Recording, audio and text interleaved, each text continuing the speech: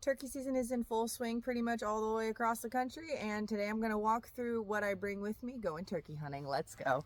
If you're interested in learning how to film your own hunts, or maybe you want to get into turkey hunting, the information I'm going to provide in this video is going to be a really good place to start. As far as a weapon goes, I'm just using my Remington 20 gauge shotgun. This gun killed my first deer at 12 years old, and I've been hunting with it ever since. I'm extremely familiar with this gun considering I've been using it for 20 years. Now, if only it can get me my first turkey, that'd be great. For ammo, I'm using nothing fancy, just the Winchester 20 gauge 2 3/4 turkey shot. This is the third year I'm trying to get my first bird, so hopefully third time's the charm. And I successfully get my first bird this year. I think I've pretty much hit all of the basic what not to do mistakes, considering that I am teaching myself how to do this just from watching YouTube for the most part, and some advice from friends. They help me where they can, but I don't really know anybody that is a turkey hunter more than a deer hunter. This is a turkey vest that I got myself 3 years ago. In hindsight, I wish I had gone into the store and tried them on. I don't know if they make them in different sizes, but this turkey vest is very large on me. So my first year attempting to turkey hunt, I didn't really understand why you would want a vest over a backpack, but considering I'm filming my own hunts, maybe that's why. I'm still not sure if I prefer a vest over a backpack. The one thing I do like about this vest is that this vest does have the seat that folds down for you to sit on. I like that. I also like that it can hold a lot in between the seat and where it's clamped in this space. I tend to shove like jackets and my turkey decoy and my tripods. There are a lot of little places to put what you need. In this one of my GoPro charging sticks, there's like a lot of little pockets everywhere for you to put everything that you need. I cannot stand being eaten alive by mosquitoes, so I always carry a thermocell with me, and this, I'm pretty sure you're supposed to put like a box call in this pocket, but it fits my thermocell perfectly. I've got my rangefinder in that one. I put all my extra ammo in this pocket. I've got both my GoPros in this little side pocket with my extra ammo. The one thing that I am not a fan of about this vest is that it is gigantic on me. This is as tight as it goes. It is huge. Cannot tighten this down to me. Bothers me so much. When I'm walking in the woods and I have things in these pockets, it ends up slipping down all the time, and I'm constantly like doing this, and I've got my gun over my shoulder, and honestly, that might be the one reason why I switched to using a backpack instead of a turkey hunting vest, because I can really just cinch a backpack down to my body and hold everything like nice and tight without it moving around in the woods. What I do end up carrying in the bag part of the backpack is a jacket of a ghillie suit.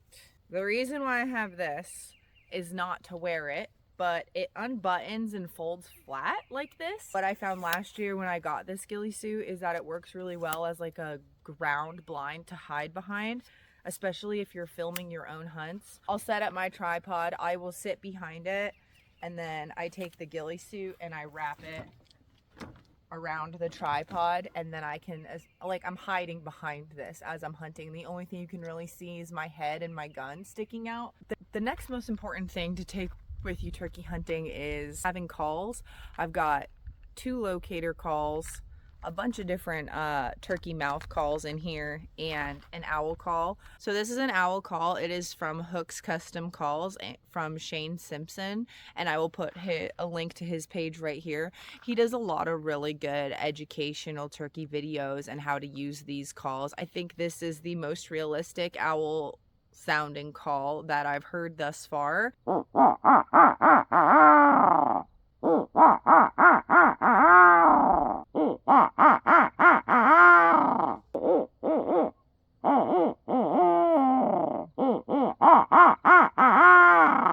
I think these calls sound extremely realistic, and it's worth putting in the time and practice to learn how to use these. Every turkey hunter should know how to use these mouth calls. These are like hen yelping type mouth calls. I absolutely used to suck at using these calls. I'm still in the amateur range, but I've gotten a lot better at using these calls. I just sit on my couch every night and play around with it. I didn't know how to even start making a noise at all with this call when I first started using these. The absolute basics are that the cut out part of the call goes to the roof of your mouth, where it stays up on the roof of your mouth like that. There's going to be a passage of air that's going to go over the top of this when you're pushing air out of your mouth. You're not blowing, you're not whistling. It's more like a because at first I was just trying to make noise and it was like I couldn't figure out how to even make noise with this thing. So the main thing is just to get that seal up on top of the roof of your mouth and then just do and if you do that, the noise that comes out should sound like this.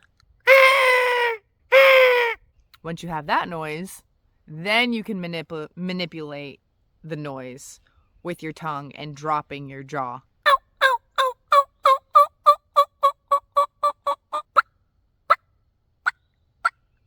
Now, I'm not going to pretend like I know what I'm doing because here I am out here year 3 still trying to get my first bird.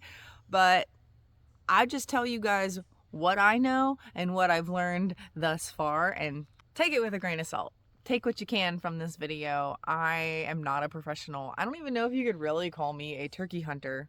But if you've never killed one before, are you a turkey hunter yet?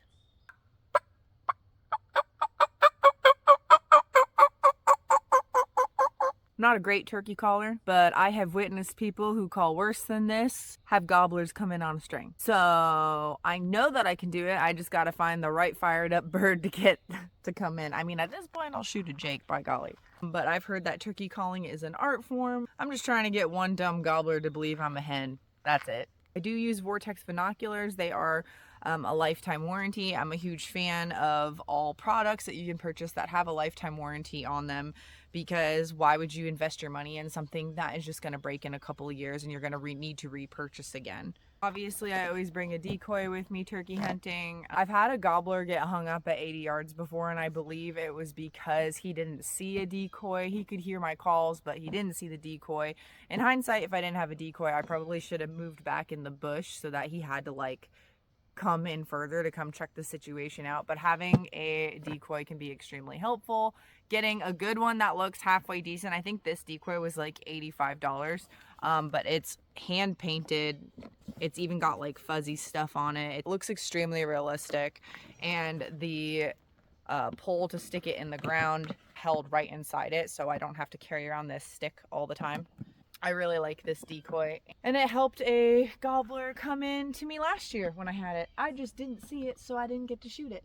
Isn't that right? You saw the whole thing. I didn't. If you guys are interested in starting to film your own hunts or just making content in general, you don't have to go big or go home type situation. All you really need is a cheap $30 tripod, your cell phone, and if you want a second camera angle, a GoPro would be the only camera that I recommend purchasing as you're first starting to film your own hunts. And I use 2 GoPros. I have a GoPro Hero 8 and a 9, and I have my trusty handy cam. This is the camera that I've been using for the last 4 years.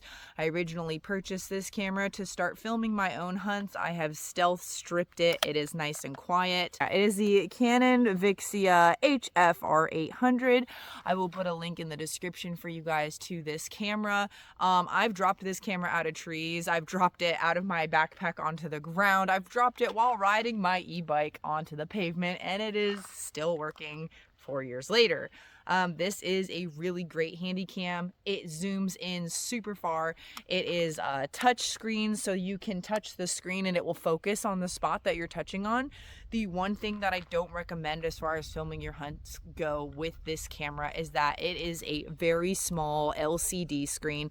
It's really hard to see an animal in the center of this small 2-inch screen. So although it works really well for zooming in on B-roll footage, like getting deer more than 50 yards away, that's what I use this camera for, because my cell phone just makes it look blurry if it's farther than 50 yards.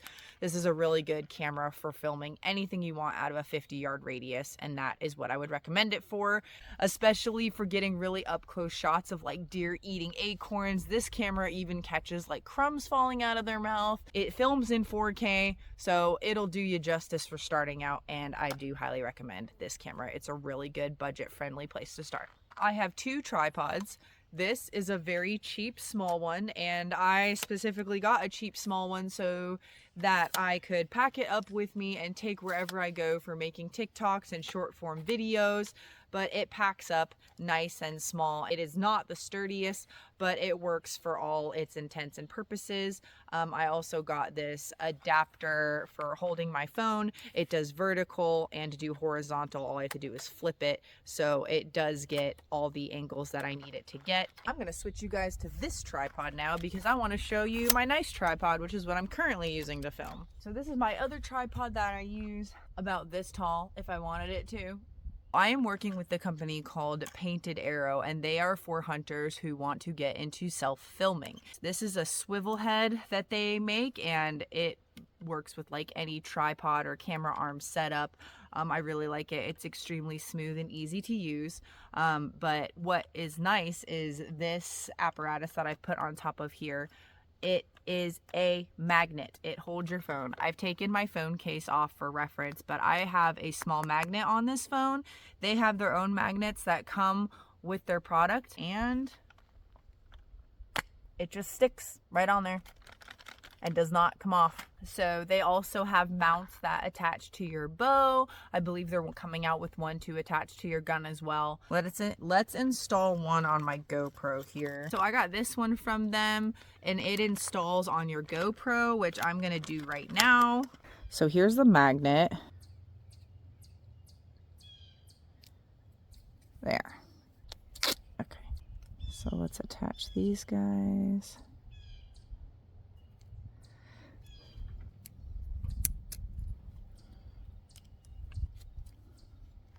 Boom. Well, that's awesome. So I believe this somehow attaches it to your bow. I will have to look at the instructions. So now that I've got that magnet installed on my GoPro, so now I can use my GoPro for filming on here. Another option that's really cool is they have this camera arm. It's a very quiet, malleable, movable camera arm that has a magnet already attached to it. Again, with the magnet GoPro, bam. You can have it as like another camera angle to film yourself, move it all around however you want. Bam, now I'm filming with my phone. I really wish that I had had this as an option when I first started out filming. This would have made things a lot easier for me, and it definitely would have cut down the struggle time of learning how to self-film. This is how big this camera arm is. It goes about this wide for getting around branches, so I don't know, like a 2-inch in diameter branch or so is about the biggest that it will clamp onto. Everything's adjustable, and it folds small little things that you can carry around very easily in your pocket. I'm a huge fan of this. Wish I had had it in the beginning. Go Painted Arrow. You made a really good product. The other product that they make that's really helpful for self-filming is this tree strap attachment. You just cinch it down to the tree. It's got a magnet on it with a swivel head.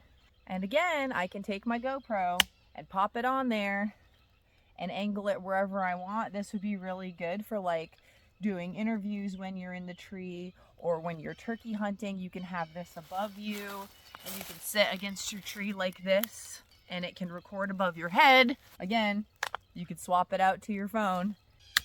It's gonna be a game changer. Shut up. The last thing I want to show you guys is my e-bike. This is by far the coolest asset that has ever come my way to utilize for hunting. You pedal with it like a regular bike, but it does have a big battery that it is powered by.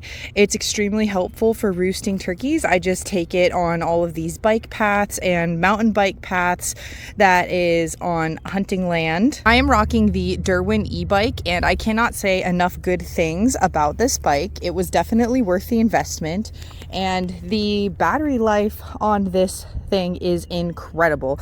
It is at 43% still, and I've ridden it a total of 32.9 miles this week trying to locate turkeys. Especially for like getting back and forth to your tree stand, doing scouting. I just went back 2 miles to grab a trail camera that was dead. I went 2 miles and back in less than 15 minutes. I am able to ride around and try to locate turkeys and go so many places other hunters just cannot access because you can only walk so many miles in a day.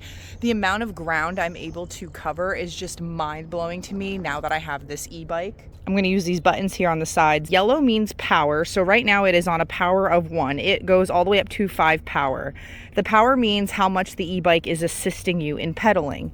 So I can even turn it off, and by off, it just turns into a regular bike. So if the battery were to die, I can use it as a regular bicycle. We can go power 1, 2, 3, 4, and 5. And I usually keep it at power 1 unless I'm going up really steep hills. That's the only time I change it to 5. It does have gears on the side, just like a regular bike does. So I can go all the way up to gear number 7. And this bike can go up to 25 miles per hour with the power helping. 25 miles per hour is really fast. I haven't ridden a bike in like 10 years. And when I first got on this thing, it felt a little scary, but I mean, it is true what they say about riding a bike. Once you learn how to ride a bike, you kind of never forget. So it just took me about an hour of playing around with this thing and I got used to it. It does have this throttle on the side instead of pedaling. So when you pedal, the power kicks in and it pushes you forward, or you can just use the throttle without pedaling and the power will push you forward. It has a headlamp, so I am able to ride to my tree stand in the dark, and it's pretty bright. This has been the coolest piece of gear that I have ever accumulated for hunting, and I have saved so much time this year and covered so much ground. Really, I'm just happy that I can get away from other hunters much easier than anybody else.